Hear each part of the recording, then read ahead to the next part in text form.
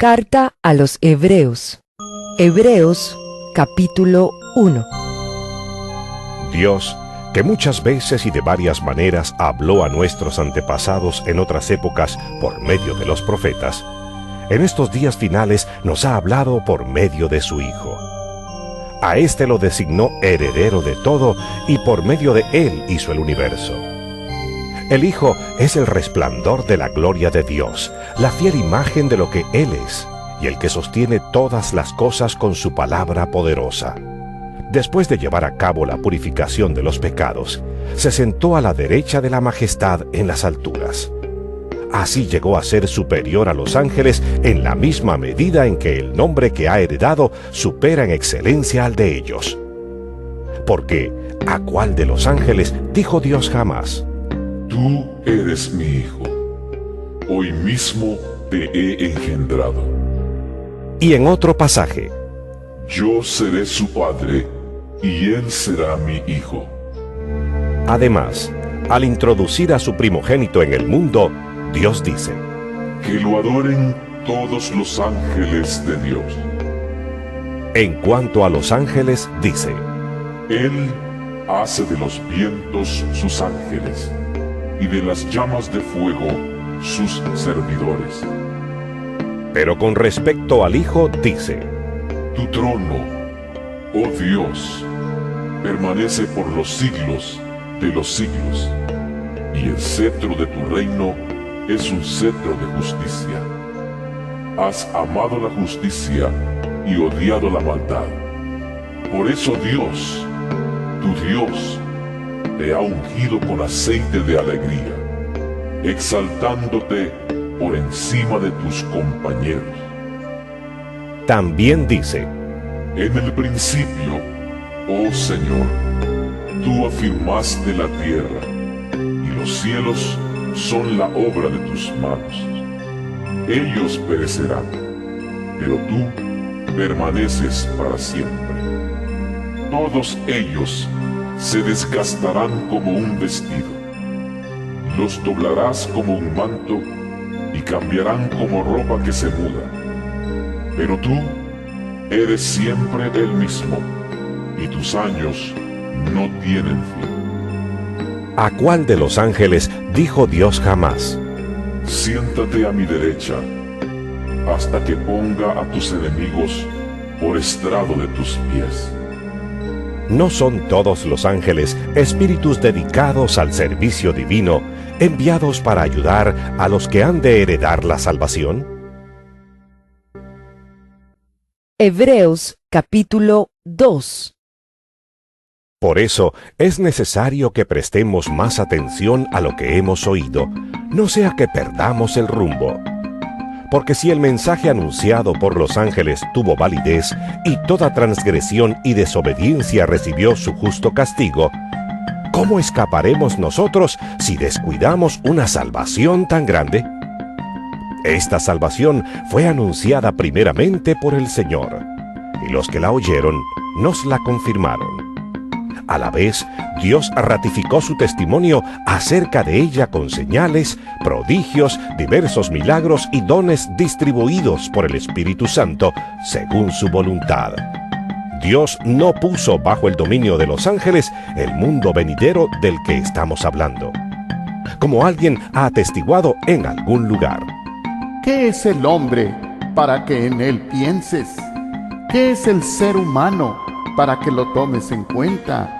Lo hiciste un poco menor que los ángeles y lo coronaste de gloria y de honra. Todo lo sometiste a su dominio. Si Dios puso bajo él todas las cosas, entonces no hay nada que no le esté sujeto. Ahora bien, es cierto que todavía no vemos que todo le esté sujeto. Sin embargo, vemos a Jesús, que fue hecho un poco inferior a los ángeles, coronado de gloria y honra por haber padecido la muerte. Así, por la gracia de Dios, la muerte que él sufrió resulta en beneficio de todos.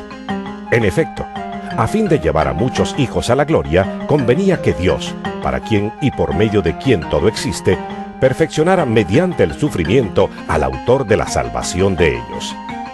tanto el que santifica como los que son santificados tienen un mismo origen, por lo cual Jesús no se avergüenza de llamarlos hermanos cuando dice: Proclamaré tu nombre a mis hermanos, en medio de la congregación te alabaré. En otra parte dice: Yo confiaré en él. Y añade: Aquí me tienen, con los hijos que Dios me ha dado. Por tanto, ya que ellos son de carne y hueso, Él también compartió esa naturaleza humana para anular mediante la muerte al que tiene el dominio de la muerte, es decir, al diablo, y librar a todos los que por temor a la muerte estaban sometidos a esclavitud durante toda la vida. Pues ciertamente no vino en auxilio de los ángeles, sino de los descendientes de Abraham. Por eso era preciso que en todo se asemejara a sus hermanos para ser un sumo sacerdote fiel y misericordioso al servicio de Dios a fin de expiar los pecados del pueblo.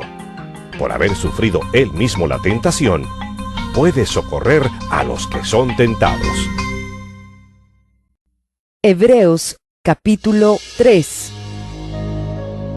Por lo tanto, hermanos, ustedes que han sido santificados y que tienen parte en el mismo llamamiento celestial, consideren a Jesús, apóstol y sumo sacerdote de la fe que profesamos. Él fue fiel al que lo nombró, como lo fue también Moisés en toda la casa de Dios. De hecho, Jesús ha sido estimado digno de mayor honor que Moisés, así como el constructor de una casa recibe mayor honor que la casa misma. Porque toda casa tiene su constructor, pero el constructor de todo es Dios. Moisés fue fiel como siervo en toda la casa de Dios para dar testimonio de lo que Dios diría en el futuro.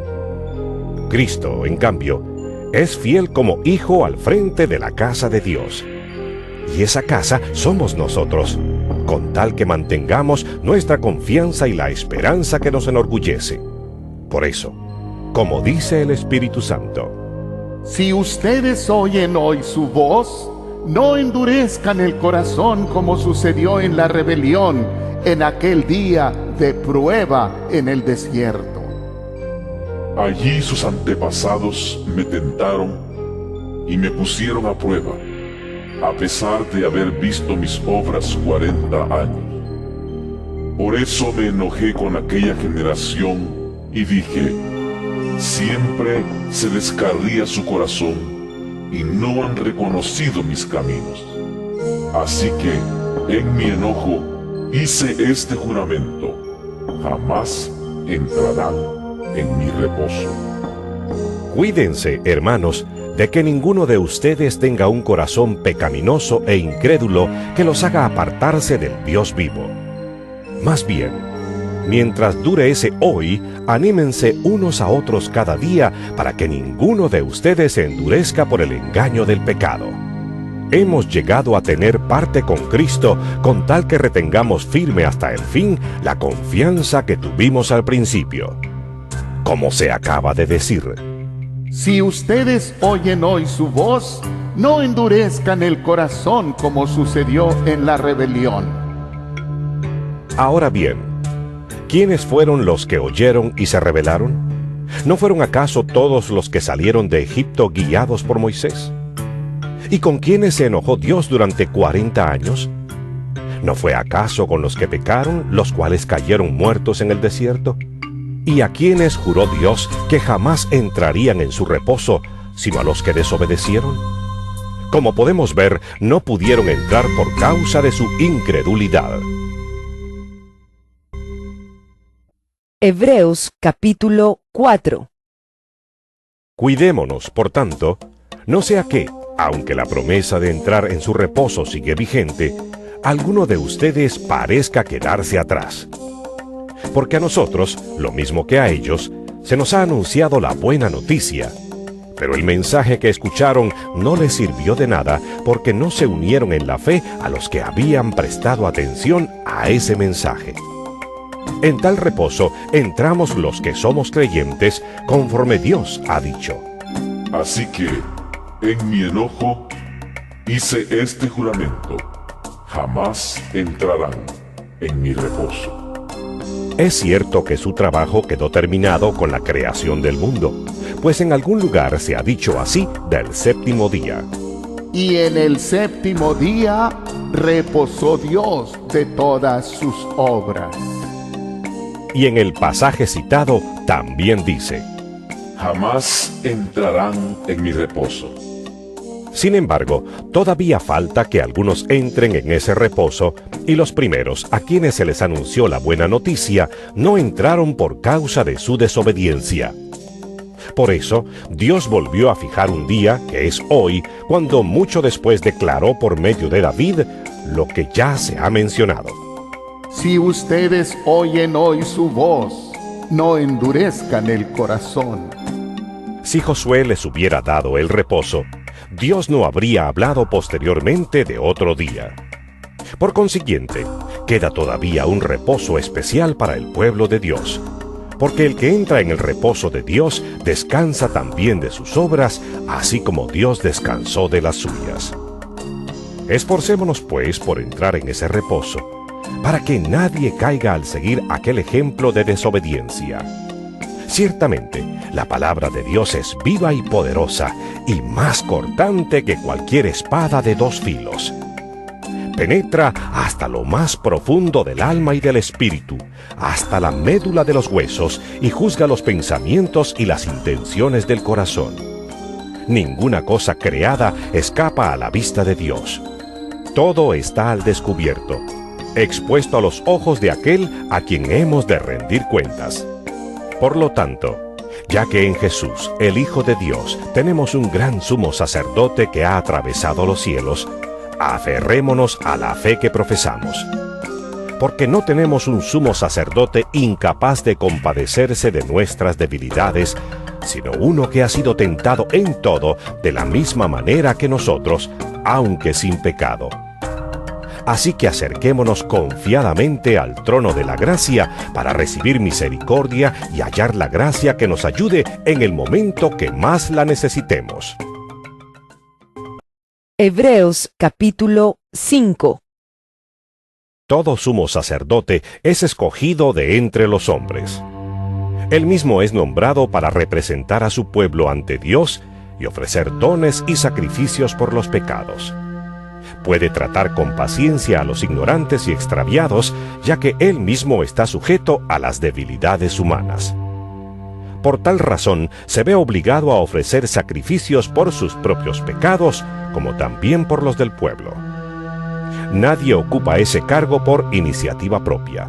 Más bien, lo ocupa el que es llamado por Dios, como sucedió con Aarón. Tampoco Cristo se glorificó a sí mismo haciéndose sumo sacerdote, sino que Dios le dijo: Tú eres mi hijo, hoy mismo te he engendrado. Y en otro pasaje dice: Tú eres sacerdote para siempre, según el orden de Melquisedec. En los días de su vida mortal, Jesús ofreció oraciones y súplicas con fuerte clamor y lágrimas al que podía salvarlo de la muerte, y fue escuchado por su reverente sumisión. Aunque era hijo, mediante el sufrimiento, aprendió a obedecer y, consumada su perfección, llegó a ser autor de salvación eterna para todos los que le obedecen. Y Dios lo nombró sumo sacerdote según el orden de Melquisedec. Sobre este tema tenemos mucho que decir, aunque es difícil explicarlo, porque a ustedes lo que les entra por un oído les sale por el otro. En realidad, a estas alturas ya deberían ser maestros, y sin embargo necesitan que alguien vuelva a enseñarles las verdades más elementales de la palabra de Dios. Dicho de otro modo, necesitan leche en vez de alimento sólido. El que solo se alimenta de leche es inexperto en el mensaje de justicia, es como un niño de pecho.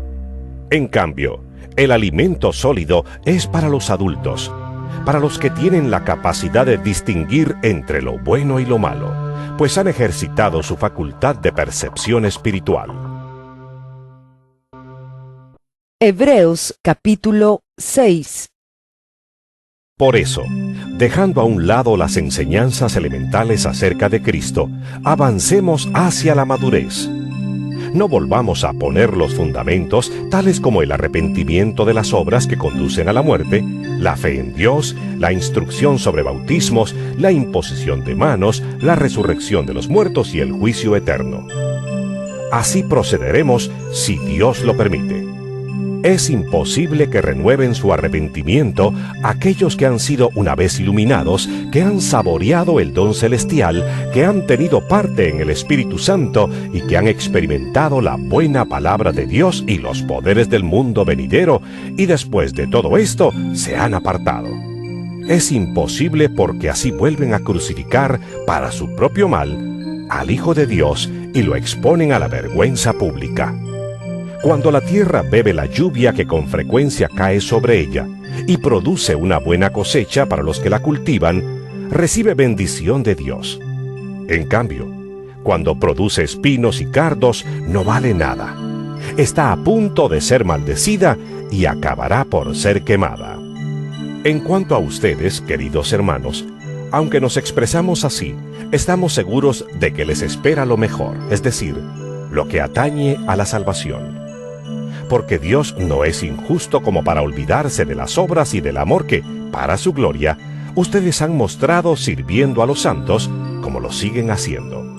Deseamos, sin embargo, que cada uno de ustedes siga mostrando ese mismo empeño hasta la realización final y completa de su esperanza. No sean perezosos, más bien imiten a quienes por su fe y paciencia heredan las promesas. Cuando Dios hizo su promesa a Abraham, como no tenía a nadie superior por quien jurar, juró por sí mismo y dijo: Te bendeciré en gran manera y multiplicaré tu descendencia. Y así, después de esperar con paciencia, Abraham recibió lo que se le había prometido. Los seres humanos juran por alguien superior a ellos mismos, y el juramento, al confirmar lo que se ha dicho, pone punto final a toda discusión. Por eso Dios, queriendo demostrar claramente a los herederos de la promesa que su propósito es inmutable, la confirmó con un juramento. Lo hizo así para que, mediante la promesa y el juramento, que son dos realidades inmutables en las cuales es imposible que Dios mienta, tengamos un estímulo poderoso los que, buscando refugio, nos aferramos a la esperanza que está delante de nosotros. Tenemos como firme y segura ancla del alma una esperanza que penetra hasta detrás de la cortina del santuario, hasta donde Jesús, el precursor, entró por nosotros, llegando a ser sumo sacerdote para siempre, según el orden de Melquisedec. Hebreos capítulo 7. Este Melquisedec, rey de Salem y sacerdote del Dios Altísimo, salió al encuentro de Abraham, que regresaba de derrotar a los reyes, y lo bendijo. Abraham a su vez le dio la 10ª parte de todo. El nombre Melquisedec significa en primer lugar rey de justicia y además rey de Salem, esto es, rey de paz. No tiene padre ni madre ni genealogía. No tiene comienzo ni fin. Pero a semejanza del Hijo de Dios, permanece como sacerdote para siempre. Consideren la grandeza de ese hombre, a quien nada menos que el patriarca Abraham dio la 10ª parte del botín. Ahora bien, los descendientes de Leví que reciben el sacerdocio tienen, por ley, el mandato de cobrar los diezmos del pueblo, es decir, de sus hermanos, aunque estos también son descendientes de Abraham. En cambio, Melquisedec, que no era descendiente de Leví, recibió los diezmos de Abraham y bendijo al que tenía las promesas. Es indiscutible que la persona que bendice es superior a la que recibe la bendición. En el caso de los levitas, los diezmos los reciben hombres mortales.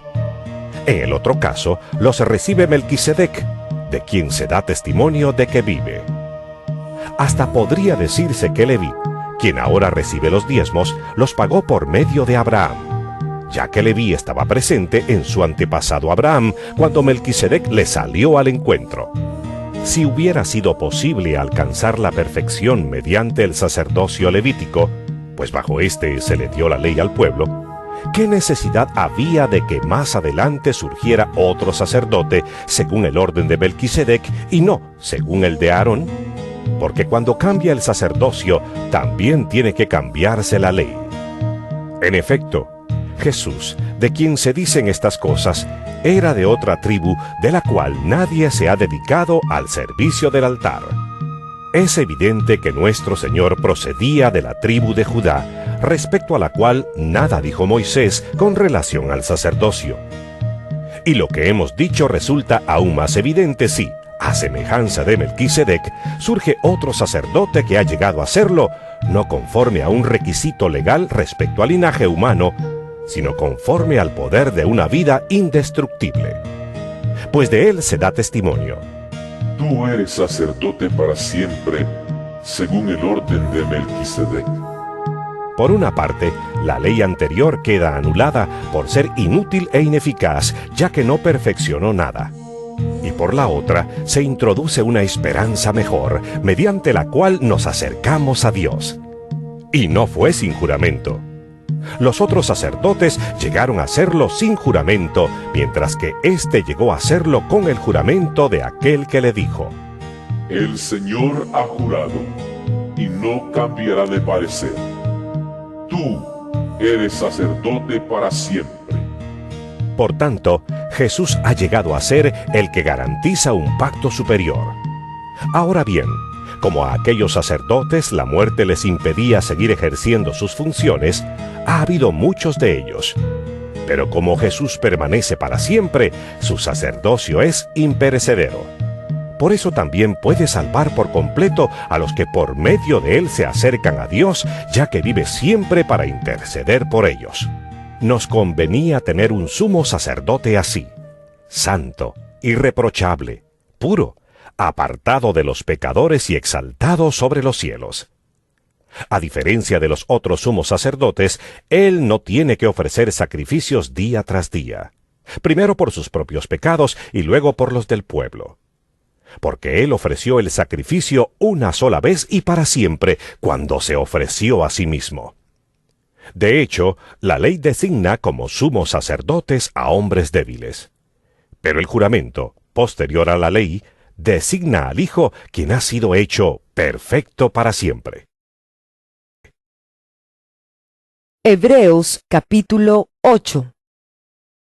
Ahora bien, el punto principal de lo que venimos diciendo es que tenemos tal sumo sacerdote, aquel que se sentó a la derecha del trono de la majestad en el cielo, el que sirve en el santuario, es decir, en el verdadero tabernáculo levantado por el Señor y no por ningún ser humano.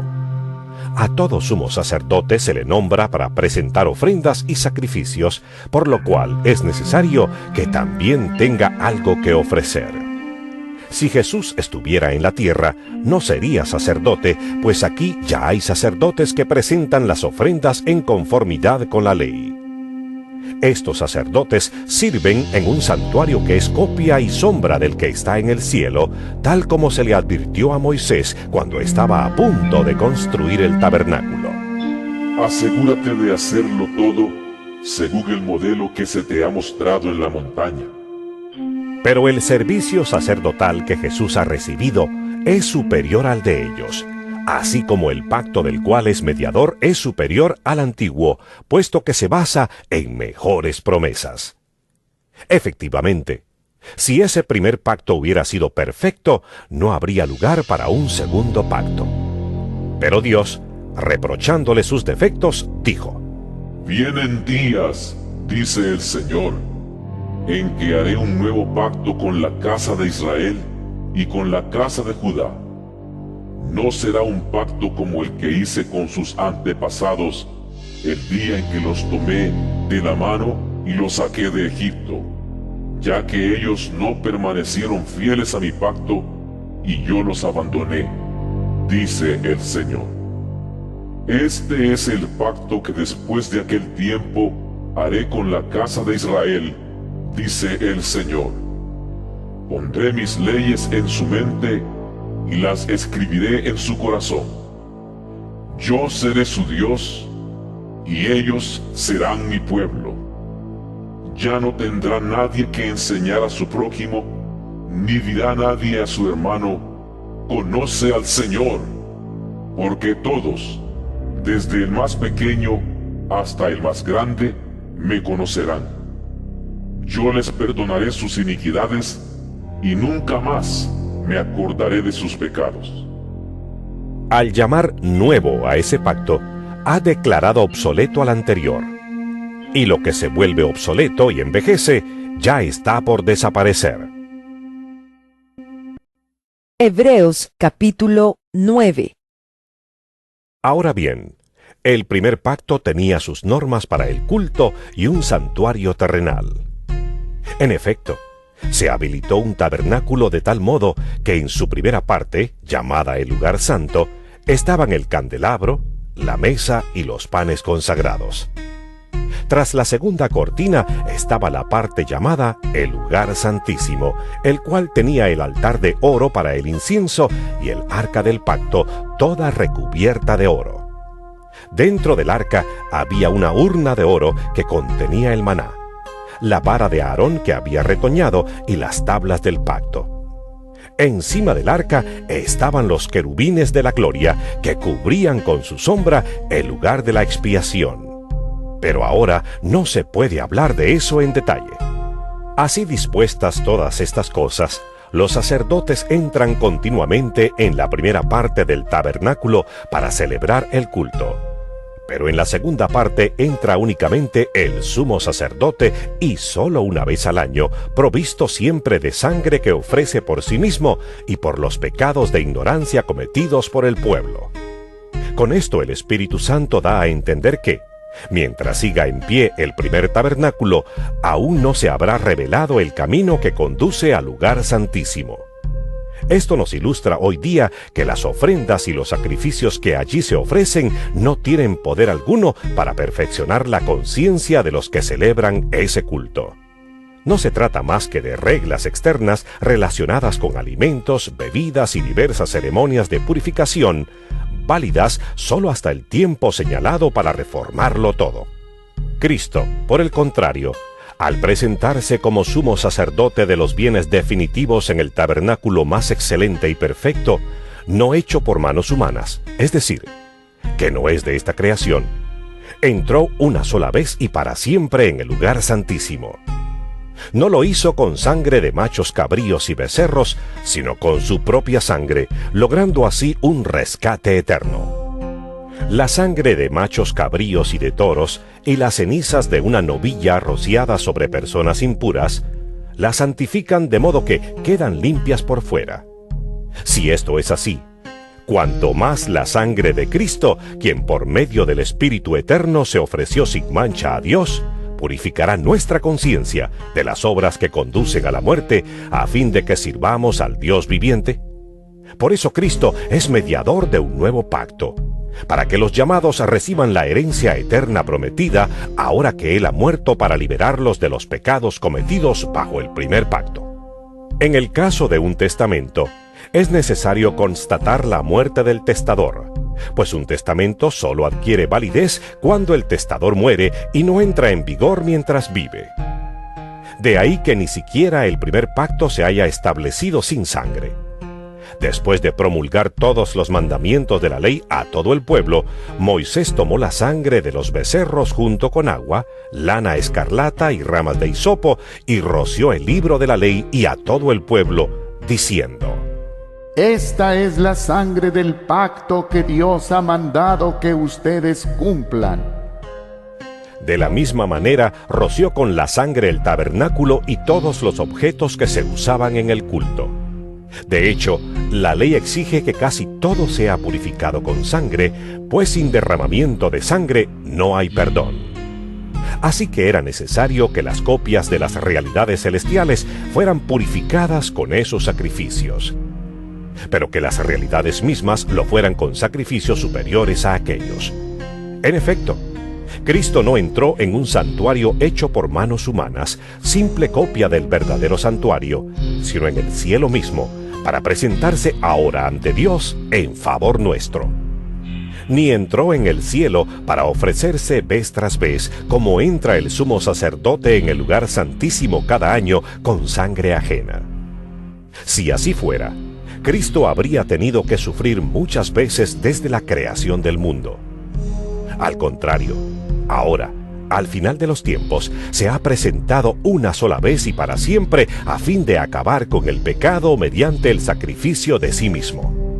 Y así como está establecido que los seres humanos mueran una sola vez y después venga el juicio, también Cristo fue ofrecido en sacrificio una sola vez para quitar los pecados de muchos, y aparecerá por segunda vez, ya no para cargar con pecado alguno, sino para traer salvación a quienes lo esperan. Hebreos capítulo 10. La ley es sólo una sombra de los bienes venideros y no la presencia misma de estas realidades.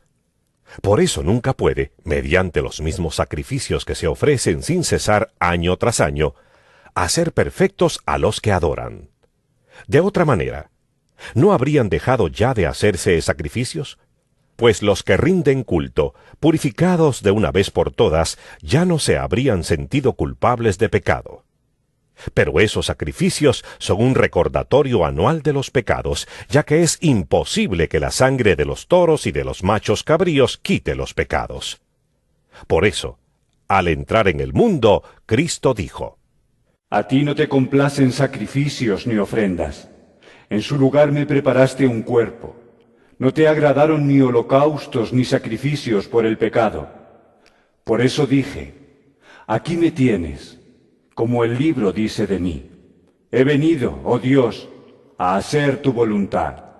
Primero dijo: sacrificios y ofrendas, holocaustos y expiaciones no te complacen ni fueron de tu agrado, a pesar de que la ley exigía que se ofrecieran. Luego añadió: aquí me tienes, he venido a hacer tu voluntad. Así quitó lo primero para establecer lo segundo. Y en virtud de esa voluntad somos santificados mediante el sacrificio del cuerpo de Jesucristo, ofrecido una vez y para siempre. Todo sacerdote celebra el culto día tras día ofreciendo repetidas veces los mismos sacrificios que nunca pueden quitar los pecados. Pero este sacerdote, después de ofrecer por los pecados un solo sacrificio para siempre, se sentó a la derecha de Dios, en espera de que sus enemigos sean puestos por estrado de sus pies. Porque con un solo sacrificio ha hecho perfectos para siempre a los que está santificando. También el Espíritu Santo nos da testimonio de ello.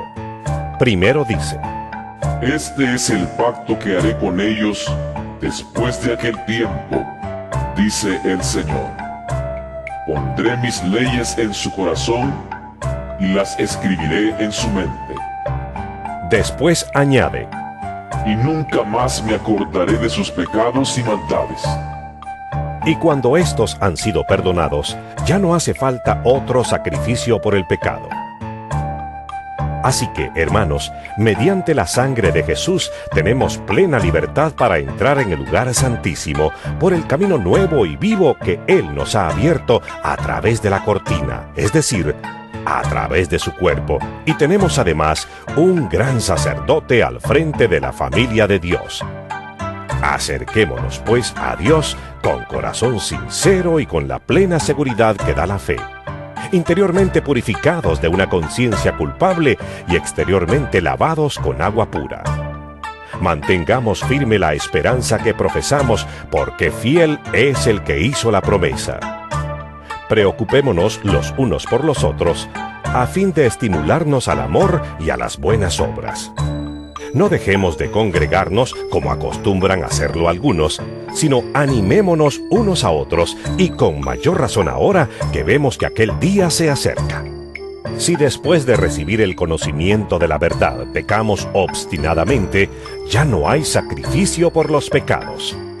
Solo queda una terrible expectativa de juicio, el fuego ardiente que ha de devorar a los enemigos de Dios. Cualquiera que rechazaba la ley de Moisés moría irremediablemente por el testimonio de 2 o 3 testigos. ¿Cuánto mayor castigo piensan ustedes que merece el que ha pisoteado al Hijo de Dios, que que ha profanado la sangre del pacto por la cual había sido santificado y que ha insultado al Espíritu de la gracia? Pues conocemos al que dijo: Mía es la venganza, yo pagaré. Y también: El Señor juzgará a su pueblo. terrible cosa es caer en las manos del Dios vivo. Recuerden aquellos días pasados cuando ustedes, después de haber sido iluminados, sostuvieron una dura lucha y soportaron mucho sufrimiento. Unas veces se vieron expuestos públicamente al insulto y a la persecución. Otras veces se solidarizaron con los que eran tratados de igual manera. También se compadecieron de los encarcelados y cuando a ustedes les confiscaron sus bienes, lo aceptaron con alegría, conscientes de que tenían un patrimonio mejor y más permanente. Así que no pierdan la confianza, porque ésta será grandemente recompensada. Ustedes necesitan perseverar para que, después de haber cumplido la voluntad de Dios, reciban lo que Él ha prometido. Pues dentro de muy poco tiempo, El que ha de venir vendrá, y no tardará. Pero mi justo vivirá por la fe. Y si se vuelve atrás, no será de mi agrado. pero nosotros no somos de los que se vuelven atrás y acaban por perderse, sino de los que tienen fe y preservan su vida. Hebreos capítulo 11. Ahora bien, la fe es la garantía de lo que se espera, la certeza de lo que no se ve. Gracias a ella fueron aprobados los antiguos. Por la fe entendemos que el universo fue formado por la palabra de Dios, de modo que lo visible no provino de lo que se ve. Por la fe Abel ofreció a Dios un sacrificio más aceptable que el de Caín, por lo cual recibió testimonio de ser justo, pues Dios aceptó su ofrenda. Y por la fe Abel, a pesar de estar muerto, habla todavía. Por la fe Enoc fue sacado de este mundo sin experimentar la muerte. No fue hallado porque Dios se lo llevó, pero antes de ser llevado recibió testimonio de haber agradado a Dios. En realidad, sin fe es imposible agradar a Dios, ya que cualquiera que se acerca a Dios tiene que creer que Él existe y que recompensa a quienes lo buscan. Por la fe Noé, advertido sobre cosas que aún no se veían, con temor reverente construyó un arca para salvar a su familia. Por esa fe condenó al mundo y llegó a ser heredero de la justicia que viene por la fe. Por la fe, Abraham, cuando fue llamado para ir a un lugar que más tarde recibiría como herencia, obedeció y salió sin saber a dónde iba. Por la fe se radicó como extranjero en la tierra prometida y habitó en tiendas de campaña con Isaac y Jacob, herederos también de la misma promesa, porque esperaba la ciudad de cimientos sólidos, de la cual Dios es arquitecto y constructor. Por la fe, Abraham, a pesar de su avanzada edad y de que Sara misma era recibió fuerza para tener hijos porque consideró fiel al que le había hecho la promesa. Así que de este solo hombre, ya en decadencia, nacieron dientes numerosos como las estrellas del cielo e incontables como la arena a la orilla del mar. Todos ellos vivieron por la fe y murieron sin haber recibido las cosas prometidas. Más bien, las reconocieron a lo lejos y confesaron que eran extranjeros y peregrinos en la tierra. Al expresarse así, claramente dieron a entender que andaban en busca de una patria. Si hubieran estado pensando en aquella patria de donde habían emigrado, habrían tenido oportunidad de regresar a ella. Antes bien, anhelaban una patria mejor, es decir, la celestial. Por lo tanto, Dios no se avergonzó de ser llamado su Dios y les preparó una ciudad. Por la fe, Abraham, que había recibido las promesas, fue puesto a prueba y ofreció a Isaac, su hijo único, a pesar de que Dios le había dicho: Tu descendencia se establecerá por medio de Isaac. Consideraba Abraham que Dios tiene poder hasta para resucitar a los muertos. Y así, en sentido figurado, recobró a Isaac de entre los muertos. Por la fe Isaac bendijo a Jacob y a Esaú, previendo lo que les esperaba en el futuro. Por la fe Jacob, cuando estaba a punto de morir, bendijo a cada uno de los hijos de José y adoró apoyándose en la punta de su bastón. Por la fe José, al fin de su vida, se refirió a la salida de los israelitas de Egipto y dio instrucciones acerca de sus restos mortales. Por la fe Moisés, recién nacido, fue escondido por sus padres durante 3 meses porque vieron que era un niño precioso y no tuvieron miedo del edicto del rey. Por la fe Moisés, ya adulto, renunció a ser llamado hijo de la hija del faraón. Prefirió ser maltratado con el pueblo de Dios a disfrutar de los efímeros placeres del pecado. Consideró que el oprobio por causa del Mesías era una mayor riqueza que los tesoros de Egipto, porque tenía la mirada puesta en la recompensa. Por la fe salió de Egipto sin tenerle miedo a la ira del rey, pues se mantuvo firme como si estuviera viendo al invisible. Por la fe celebró la Pascua y el rociamiento de la sangre, para que el exterminador de los primogénitos no tocara a los de Israel. Por la fe el pueblo cruzó el Mar Rojo como por tierra seca. Pero cuando los egipcios intentaron cruzarlo, se ahogaron. Por la fe cayeron las murallas de Jericó después de haber marchado el pueblo 7 días a su alrededor. Por la fe la prostituta Rahab no murió junto con los desobedientes, pues había recibido en paz a los espías. ¿Qué más voy a decir? Me faltaría tiempo para hablar de Gedeón, Barak, Sansón, Jefté, David, Samuel y los profetas, los cuales por la fe conquistaron reinos, hicieron justicia y alcanzaron lo prometido, cerraron bocas de leones, apagaron la furia de las llamas y escaparon del filo de la espada. Sacaron fuerzas de flaqueza, se mostraron valientes en la guerra y pusieron en fuga a ejércitos extranjeros. Hubo mujeres que por la resurrección recobraron a sus muertos. Otros, en cambio, fueron muertos a golpes, pues para alcanzar una mejor resurrección no aceptaron que los pusieran en libertad. Otros sufrieron la prueba de burlas y azotes, e incluso de cadenas y cárceles. Fueron apedreados, aserrados por la mitad, asesinados a filo de espada. Anduvieron fugitivos de aquí para allá, cubiertos de pieles de oveja y de cabra, pasando necesidades, afligidos y maltratados. El mundo no merecía gente así. Anduvieron sin rumbo por desiertos y montañas, por cuevas y cavernas. Aunque todos obtuvieron un testimonio favorable mediante la fe, ninguno de ellos vio el cumplimiento de la promesa. Esto sucedió para que ellos no llegaran a la meta sin nosotros, pues Dios nos había preparado algo mejor. Hebreos capítulo 12. Por tanto, también nosotros, que estamos rodeados de una multitud tan grande de testigos, despojémonos del lastre que nos estorba, en especial del pecado que nos asedia, y corramos con perseverancia la carrera que tenemos por delante. Fijemos la mirada en Jesús, el iniciador y perfeccionador de nuestra fe, quien por el gozo que le esperaba, soportó la cruz, menospreciando la vergüenza que ella significaba, y ahora está sentado a la derecha del trono de Dios. Así pues, consideren a aquel que perseveró frente a tanta oposición por parte de los pecadores, para que no se cansen ni pierdan el ánimo. En la lucha que ustedes libran contra el pecado, todavía no han tenido que resistir hasta derramar su sangre. Y ya han olvidado por completo las palabras de aliento que como a hijos se les dirige. Hijo mío, no tomes a la ligera la disciplina del Señor, ni te desanimes cuando te reprenda, porque el Señor disciplina a los que ama y azota a todo el que recibe como hijo.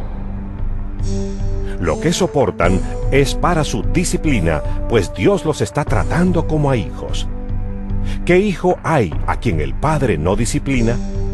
Si a ustedes se les deja sin la disciplina que todos reciben, entonces son bastardos y no hijos legítimos. Después de todo, aunque nuestros padres humanos nos disciplinaban, los respetábamos. ¿no hemos de someternos con mayor razón al Padre de los Espíritus para que vivamos? En efecto, nuestros padres nos disciplinaban por un breve tiempo, como mejor les parecía. Pero Dios lo hace para nuestro bien, a fin de que participemos de su santidad. Ciertamente, ninguna disciplina, en el momento de recibirla, parece agradable, sino más bien penosa. Sin embargo, después produce una cosecha de justicia y paz para quienes han sido entrenados por ella. Por tanto, renueven las fuerzas de sus manos cansadas y de sus rodillas debilitadas. Hagan sendas derechas para sus pies, para que la pierna coja no se disloque, sino que se sane. Busquen la paz con todos y la santidad, sin la cual nadie verá al Señor.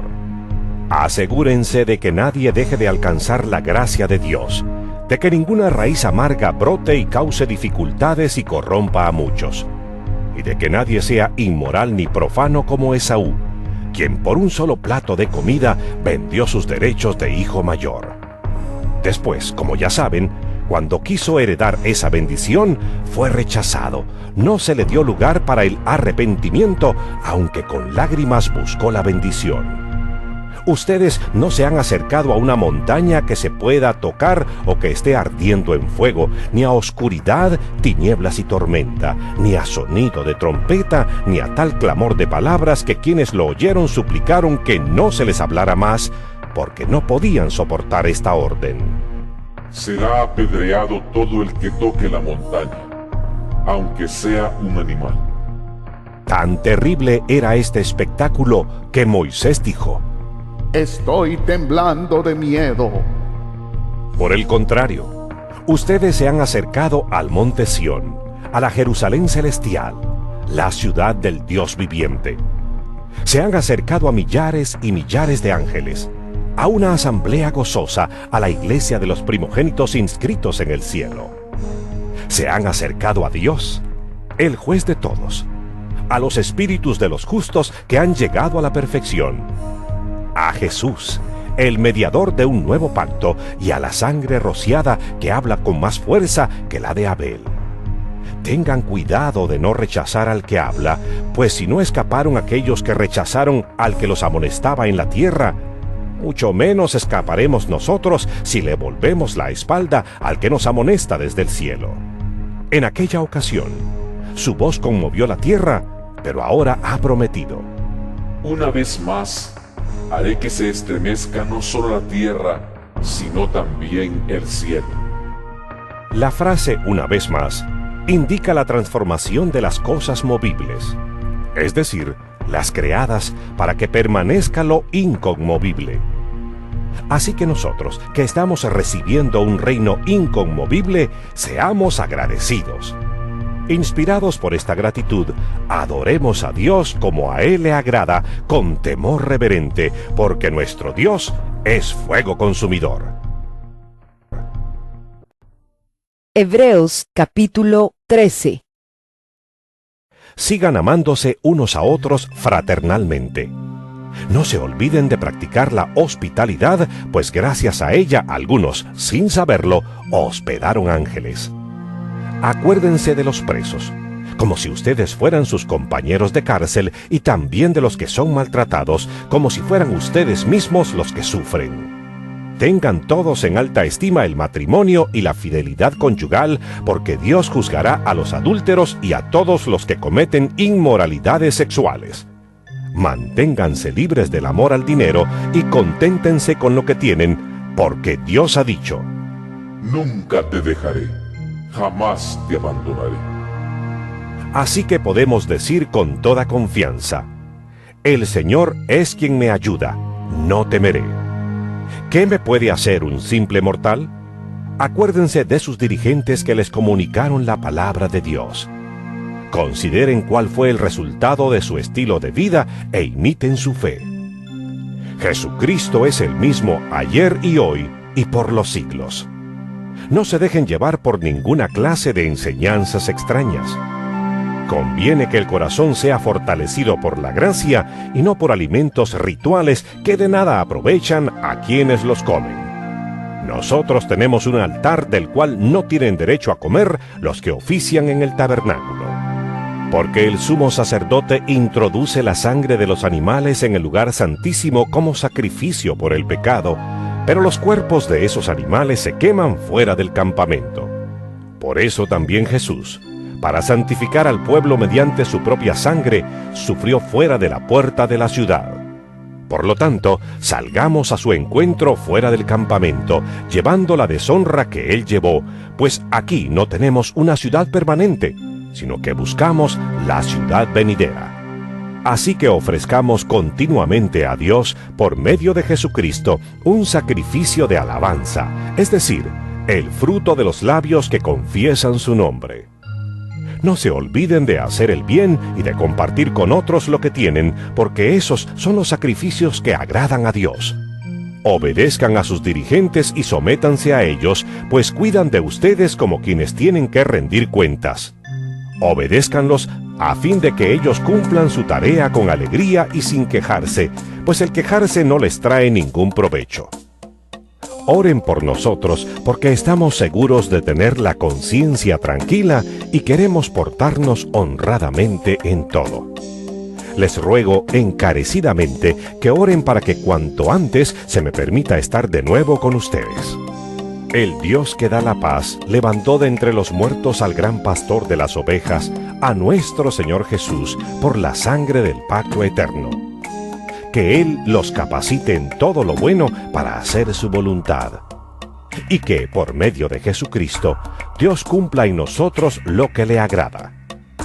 A Él sea la gloria por los siglos de los siglos. Amén. Hermanos, les ruego que reciban bien estas palabras de exhortación, ya que les he escrito brevemente. Quiero que sepan que nuestro hermano Timoteo ha sido puesto en libertad. Si llega pronto, iré con él a verlos. Saluden a todos sus dirigentes y a todos los santos. Los de Italia les mandan saludos. Que la gracia sea con todos ustedes.